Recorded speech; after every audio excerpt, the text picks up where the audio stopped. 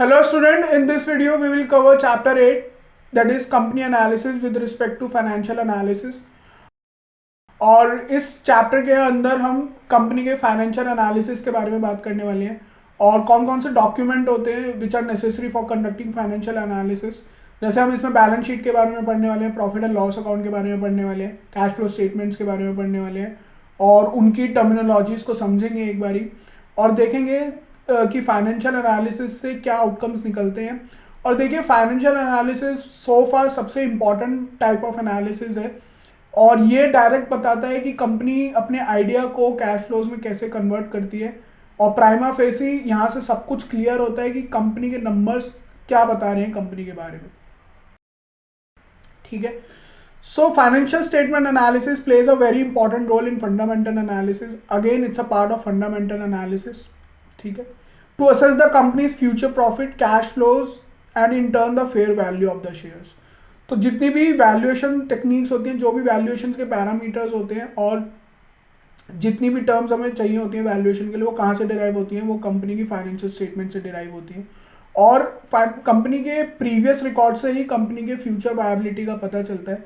तो इसलिए यहाँ पे क्या लिखा है? To assess the company's future profit. ठीक है, so far the most important financial statement is balance sheet.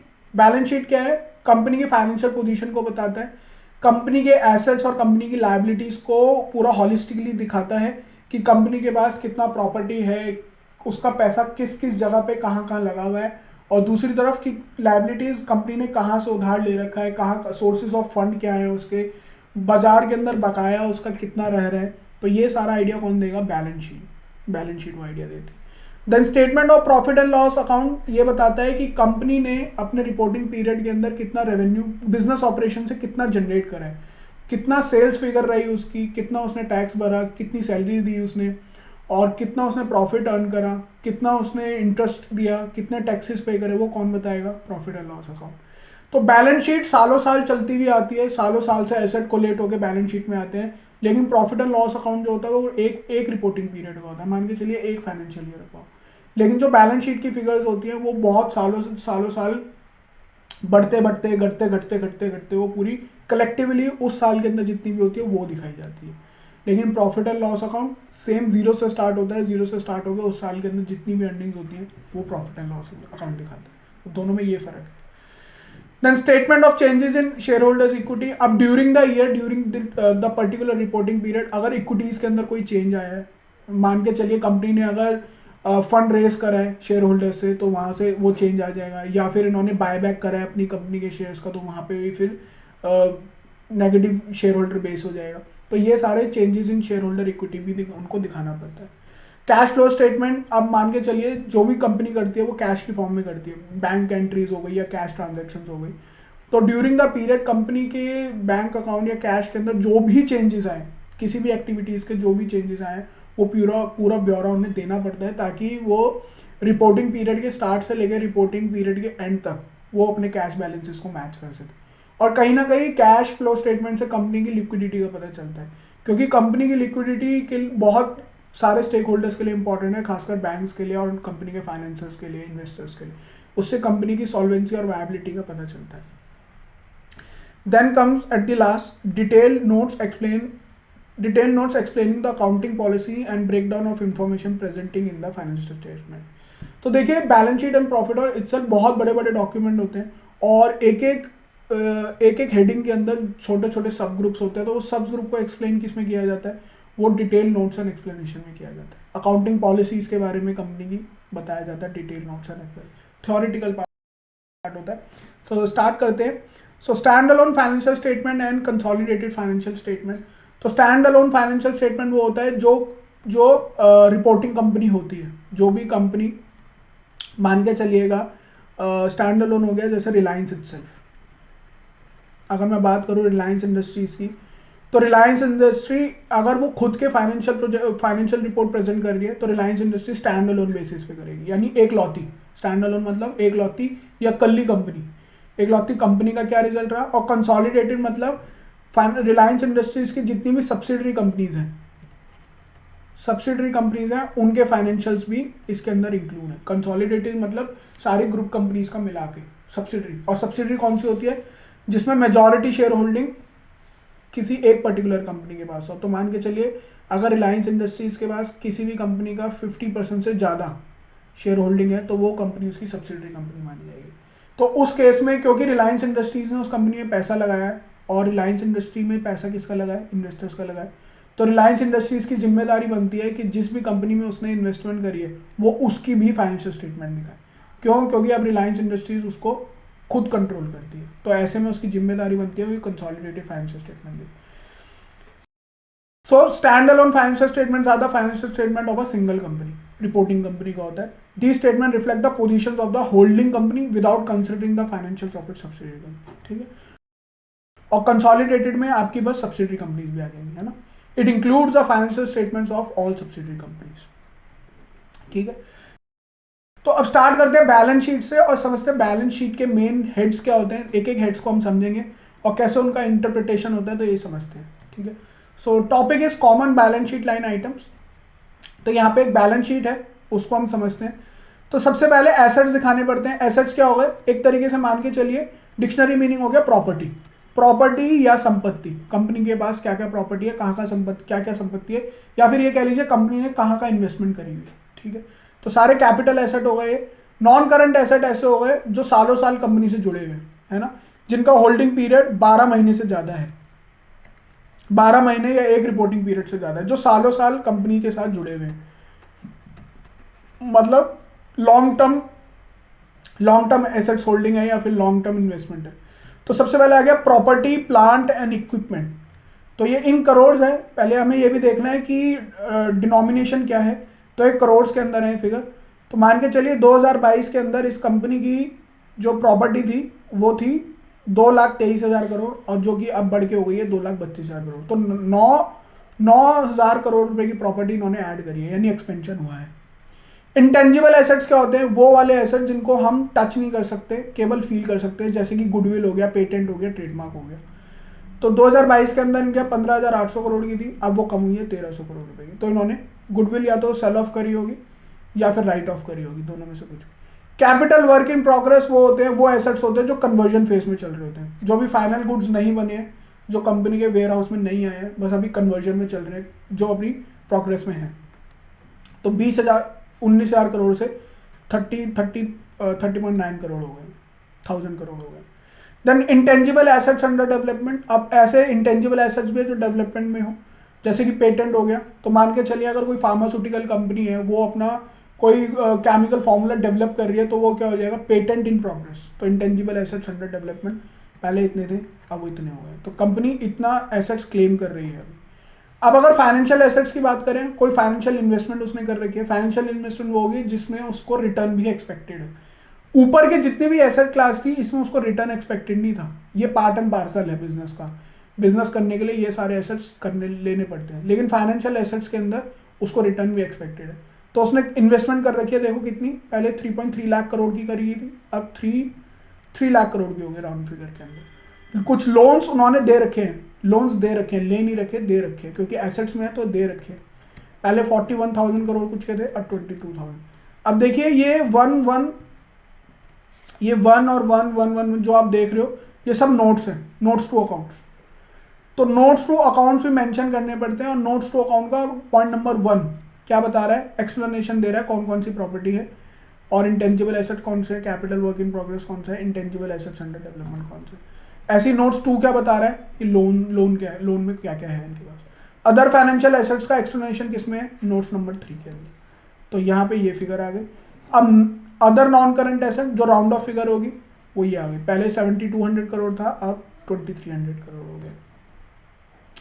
अब दूसरे एसेट क्लास की बात करें, करंट एसेट। करंट एसेट वो होगा जो इसी रिपोर्टिंग पीरियड के हैं। इसी रिपोर्टिंग का पीरियड का मतलब क्या है? जो 1 अप्रैल 2022 से लेकर 31 मार्च 2023 तक एक्यूमुलेट करे गए, ठीक है। तो एक फाइनेंशियल ईयर में जो एक्यूमुलेट करे जाते हैं वो करंट एसेट्स माने जाते हैं, ठीक है। तो सबसे पहले इन्वेंट्री हो गई। इन्वेंट्री जो वेयर हाउस में उनका फिनिश गुड पड़ा हुआ है, पहले इतनी थी अब इतनी थी, यानी प्रोडक्शन इंक्रीज हो रही है। फाइनेंशियल एसेट जो इस साल इन्होंने अपनी इन्वेस्टमेंट करी है वो कितनी हो गई? पिछले साल इन्होंने करी थी 78, अब 86, इन्वेस्टमेंट ज़्यादा कर रहे हैं। ट्रेड रिसीवेबल मतलब जो इन्होंने उधार पे माल बेच रखा है, पहले 14,000 था, अब 16,800, कैश कितना है कंपनी का, देखिए कैश डबल हो गया यहाँ पे, 21,000 करोड़ रुपये से 56,000 करोड़ हो गया। कैश का मतलब बैंक बैलेंस भी हो गया। फिर कुछ लोन भी बनाए हैं इन्होंने, लोन दिए हैं लोगों को, पहले 161 था अब 595 हो गया। अदर फाइनेंशियल एसेट्स कौन से, 49,408 करोड़। तो इसका अदर फाइनेंशियल एसेट में कौन कौन से फाइनेंशियल एसेट है उसकी डिटेल एक्सप्लेनेशन किस में मिलेगी, नोट नंबर 11 में, ठीक है। ऑल्दो नोट्स मैंने यहाँ पे कवर नहीं करे हैं, बट लेकिन आपको समझाने के लिए मैंने नंबरिंग्स डाल रखे हैं ताकि आप जब एक रियल बैलेंस शीट को देखें तो आपको रियल बैलेंस शीट में समझ आए कि इन फिगर्स का नंबर क्या है, नोट्स के नंबर का क्या मतलब है, ठीक है। अब अदर फाइनेंशियल एसेट्स के साथ other current asset round figures हो गई, उसका डिटेल एक्सप्लेनेशन किसमें, 13 नंबर नोट में है, उसका ये फिगर्स आ गए। तो टोटल करंट एसेट या फिर टोटल बैलेंस शीट इनकी कितनी बैठ गई, सॉरी टोटल करंट एसेट हो गया 2,65,000 का, और टोटल बैलेंस शीट की वैल्यू कितनी आ गई, 8,90,000 करोड़। तो बहुत बड़ी कंपनी है, 8,90,000। पहले पिछले साल में 8,78,000 थी, अब 12,000 करोड़ से बैलेंस शीट की वैल्यूज बढ़ गई। तो total assets is always equal to total liabilities, आप ध्यान रखना। क्यों, क्योंकि देखिए एसेट्स के अंदर जो इन्वेस्टमेंट आई है, इन्होंने एसेट्स खरीदे कैसे होंगे, बाहर से पैसा लेके ही खरीदे होंगे ना, या तो कंपनी के ओनर्स ने खुद पैसा लगाया होगा तो वो शेयर कैपिटल में आ जाएगी वैल्यू, या फिर इन्होंने बोरोइंग्स करी होंगी, उधार लिया होगा तो वो लोन में आ जाएगी वैल्यू, और दूसरा पैसा तो आ नहीं सकता, या फिर इन्होंने प्रॉफिट से करा होगा, प्रॉफिट में से भी करा होगा तो वो रिटेन अर्निंग्स के अंदर से आ जाएगी, है ना, शेयर होल्डर फंड्स के अंदर से आ जाएगी। तो इसके लिए हमेशा जो एसेट्स हैं वो always be equal to liabilities, ध्यान रखना।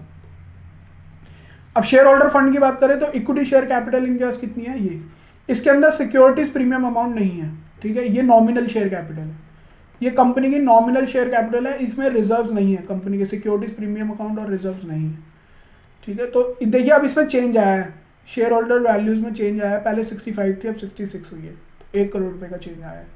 अदर इक्विटीज देखिए दिखा रखी है इन्होंने, तो पहले 464 थी अब 472 हो गई, यानी 8,000 करोड़ रुपए इसका यहाँ भी चेंज आया है।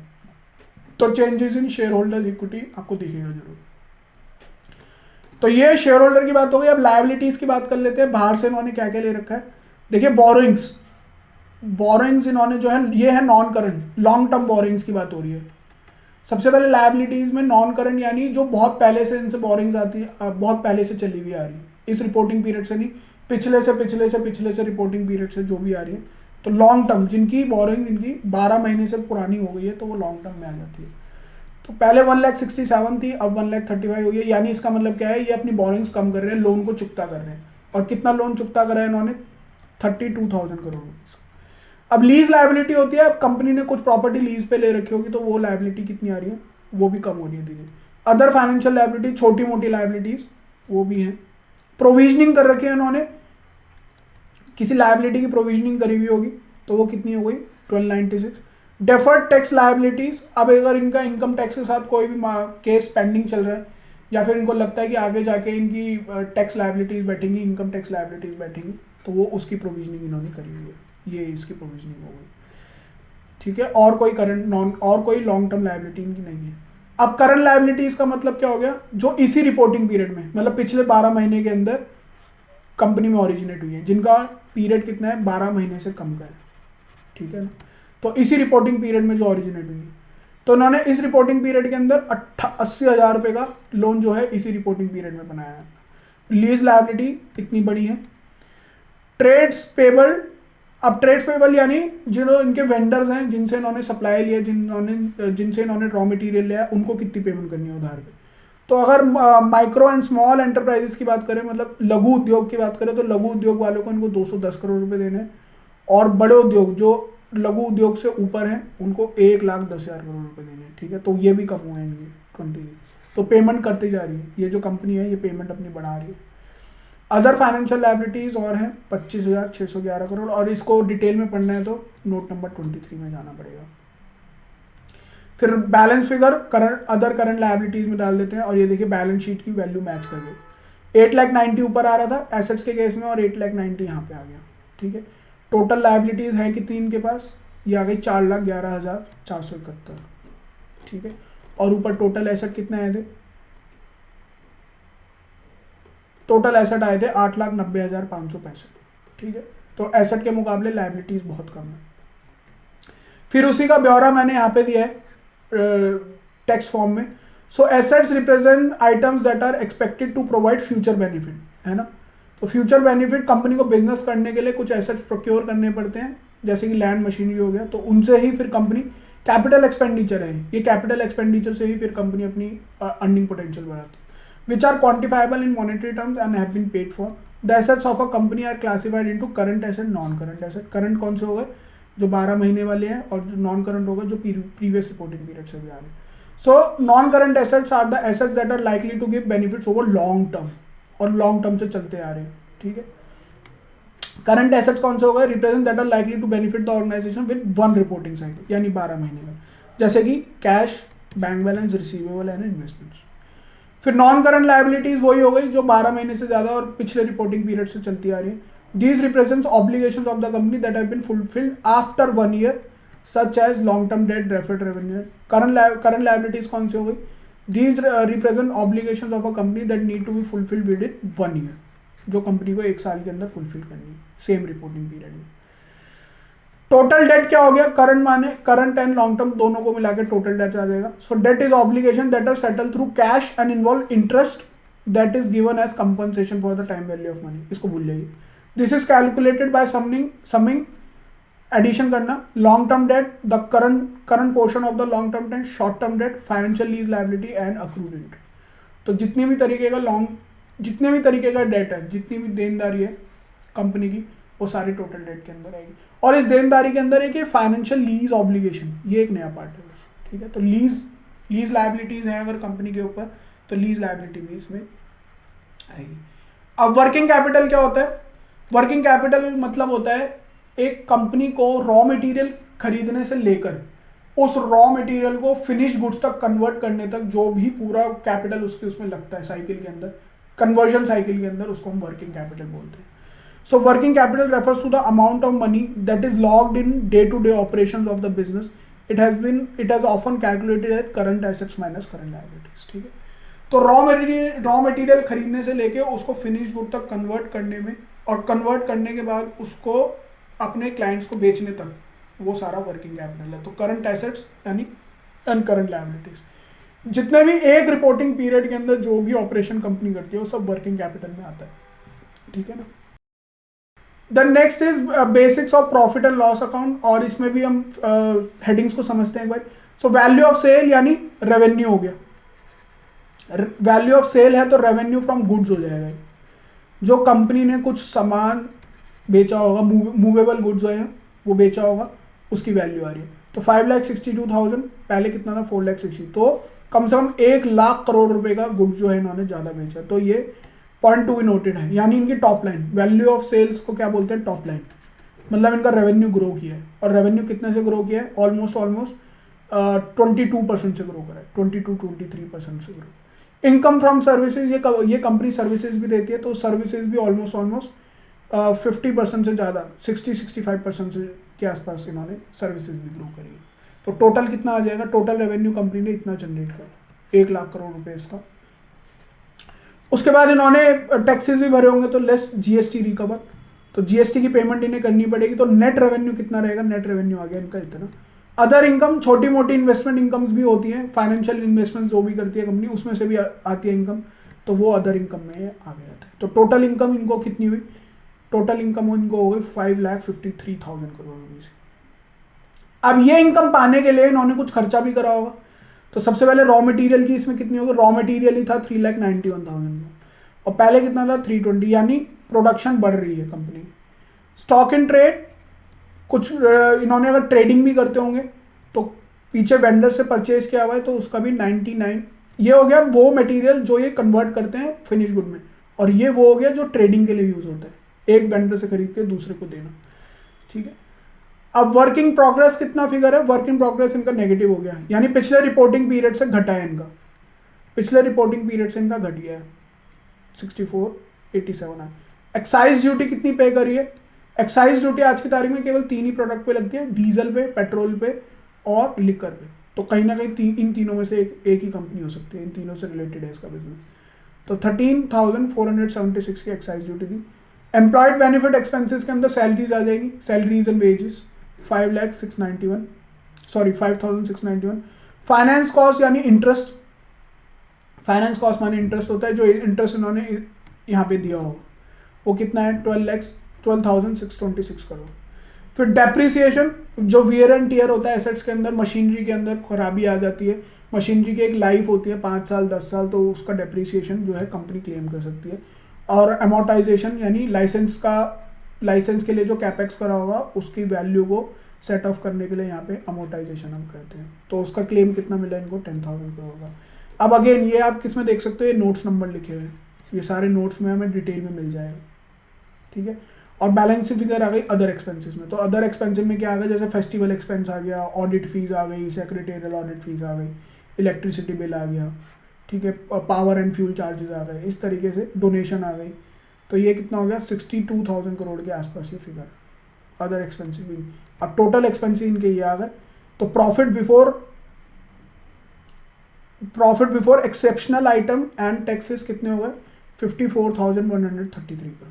एक्सेप्शनल आइटम जैसे मान के चलिए कोई विंडफॉल गेन या विंडफॉल लॉस हो गया, आपने कोई बिजनेस बेचा है अपना, कोई नई कंपनी खरीदी थी उसकी ट्रेडिंग करी तो उसके अंदर क्या हुआ, कोई विंडफॉल प्रॉफिट हो गया, कोई प्लांट एंड मशीनरी आपने कंपनी ने बेची हो तो उसका विंडफॉल प्रॉफिट हो गया, या फिर कोई बिजनेस है उनका जो लॉस में आ गया, कहीं पे आग लग गई थी, या कोई भी कंपनी को अनएक्सपेक्टेड लॉस होता है तो उसको एक्सेप्शनल आइटम में दिखाया जाता है, ठीक है, जो नॉर्मल रूटीन की नहीं होती। तो प्रॉफिट बिफोर टैक्स आ गया इतना, और फिर उसके बाद करंट टैक्स कंपनी का आ गया 6,000 करोड़ रुपए का। डेफर्ड टैक्स मतलब पहले की टैक्स लायबिलिटीज भी उसने पे करी है, वो कितना है 490। तो टोटल इन्होंने टैक्स कितना बढ़ दिया, लगभग 11,000 करोड़ के आसपास का टैक्स है। और प्रॉफिट आफ्टर टैक्स कितना आ गया इनका 43,000 करोड़, ठीक है ना। अब इन्होंने इस कंपनी ने कुछ बिजनेस अपने बंद भी करें, तो इसलिए इन्होंने सेग्रीगेशन करा है profit from continuing operation and profit from discontinued operation, ठीक है। तो अब ये इन्होंने जो है अपनी, क्योंकि कंसोलिडेटेड स्टेटमेंट दिया, तो कंसोलिडेटेड स्टेटमेंट की वजह से इन्हें डिसकंटिन्यूड ऑपरेशन और कंटिन्यूड ऑपरेशन में सेग्रीगेशन दिखाना पड़ा है। सिंपल स्टैंड अलोन बेसिस पे नहीं है ये प्रॉफिट एंड लॉस अकाउंट, ये कंसोलिडेटेड बेसिस पे। तो कंटिन्यूइंग ऑपरेशन से इनको इतना प्रॉफिट हुआ, और डिसकंटिन्यूइंग में 1100 करोड़ रुपीज़ का इनको प्रॉफिट हुआ। And overall profit for the year कितना रहा, जो कि एक्सपेंड हुआ 5,000 करोड़ रुपीज़ से, विच इज़ अगेन कितना हो गया, लगभग 18% से इनका प्रॉफिट भी ग्रो कर गया, ठीक है। अदर कॉम्प्रिहेंसिव इनकम, इन्होंने कुछ इनकम्स बताई हैं, कुछ इनकम्स का डिस्टिंग्विशमेंट है यहाँ पे। Item will not be classified to profit और लॉस। अब कुछ आइटम ऐसी भी हैं वो 11 करोड़ रुपए की जो प्रॉफिट और लॉस में नहीं आएंगी। Income tax relating to items that will not be reclassified to profit और लॉस, कुछ ऐसी हैं। अगेन ये सारी वही आइटम्स हैं जो प्रॉफिट एंड लॉस में जिनका अकाउंट, जिनका ब्यौरा नहीं दिया गया। Income tax relating to items that will be reclassified, ठीक है।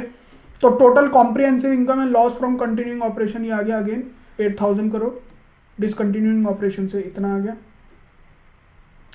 देन उसके बाद इनको दिखाना पड़ता है earning per share, earning per share भी दिखाना पड़ता है उसके अंदर प्रॉफिट एंड लॉस में, कि एक शेयर पे कंपनी ने फिर कितना पैसा कमाया। तो कंटिन्यूइंग ऑपरेशन की बात करेंगे तो बेसिक कितना कमाया इन्होंने 63.58, तो अर्निंग पर शेयर भी इंक्रीज हो रही है, विच इज़ ऑल्सो गुड। और डिल्यूटेड फॉर्म में भी कंपनी ने कमा के दिया।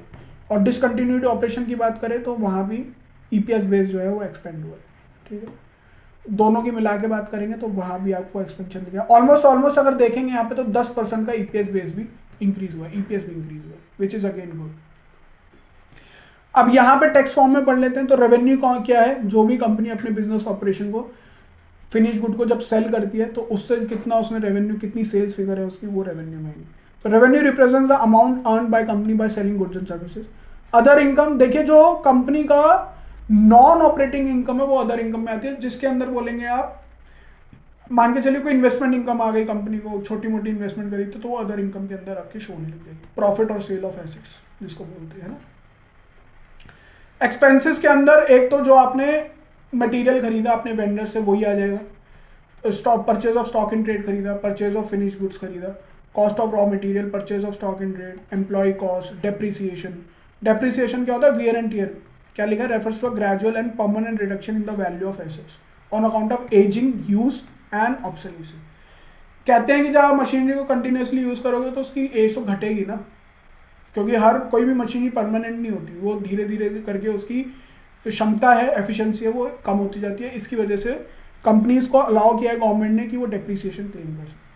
ऐसी अमोर्टाइजेशन का मतलब होता है राइट ऑफ करना, कि कंपनी ने बहुत बड़ा खर्चा करा था, मान के चलो कंपनी ने कोई लाइसेंस लिया था 25,000 करोड़ रुपीज़ का, ठीक है, 5G का लाइसेंस लिया 25,000 करोड़ रुपीज़ का, तो सरकार कहती है कि आप ये 25,000 करोड़ रुपए का खर्चा ना एक बारी में चार्ज मत करो, इसका कुछ पार्ट करो। तो आप वो कहेगी ये इसको 10 साल में आप खत्म करो, तो वो क्या करेगी, 2,500 रुपये की 2,500 करोड़ की वैल्यू वो हर साल राइट ऑफ कर देगी, उसको बोलते हैं amortisation. It refers to the gradual write off of intangible assets over a period of its life. तो लाइसेंस क्या है, इंटेंजिबल एसेट है। टैक्स आप लोगों को पता ही है जो सरकार को देना पड़ता है, then earning per share last में आ जाता है, वो भी हमने डिस्कस करा, ठीक है। तो अभी इस वीडियो के लिए इतना ही, बाकी rest of the topics will cover in next video. That's it for today's class, will discuss the new topic in next video.